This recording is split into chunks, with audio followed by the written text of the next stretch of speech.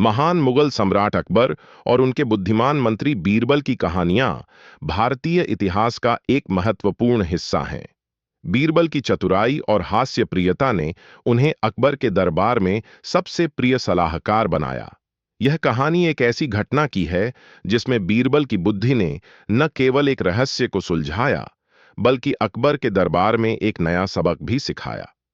एक दिन अकबर के शाही खजाने से एक कीमती रत्न गायब हो गया। यह रत्न इतना मूल्यवान था कि सम्राट ने इसे अपनी सबसे प्यारी चीज माना था। खजाने की सुरक्षा इतनी सख्त थी कि कोई बाहरी व्यक्ति अंदर नहीं घुस सकता था। अकबर को शक हुआ कि यह चोरी उनके दरबार के किसी विश्वसनीय व्यक्ति ने की है।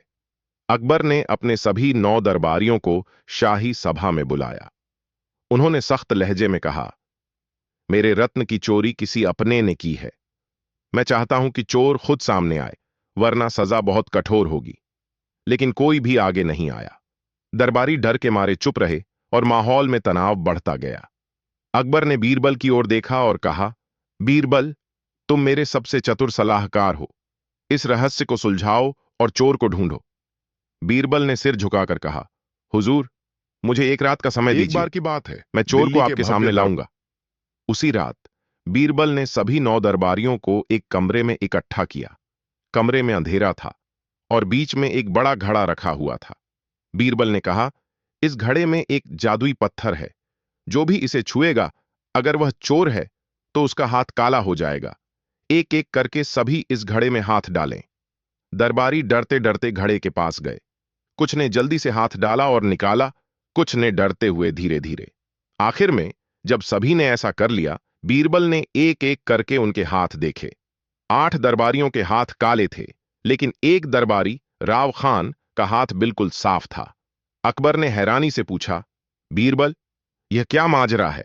जिसके हाथ साफ हैं वही चोर है?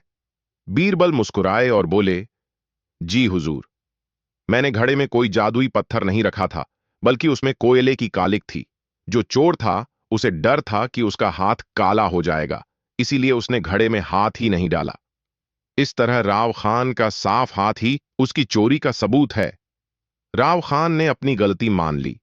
उसने बताया कि उसने रत्न इसलिए चुराया क्योंकि उसे लगा कि वह इसे बेचकर अमीर हो जाएगा। अकबर ने उसे सजा दी, लेकिन बीरबल की सलाह पर उसे माफ भी कर दिया गया, बशर्ते वह अपनी गलती सुधारे और भविष्य में ईमानदारी से रहे। इस घटना ने अकबर के दरबार में बीरबल की बुद्धिमानी का एक और किस्सा जोड़ा। सम्राट ने बीरबल की तारीफ की और कहा, बीरबल, तुम्हारी चतुराई के आगे कोई नहीं टिक सकता। तुमने न केवल चोर को पकड़ा, बल्कि मेरे दरबार को एक नया सबक भी सिखाया। इस तरह बीरबल की बुद्धि और हास्य ने एक बार फिर सभी का दिल जीत लिया।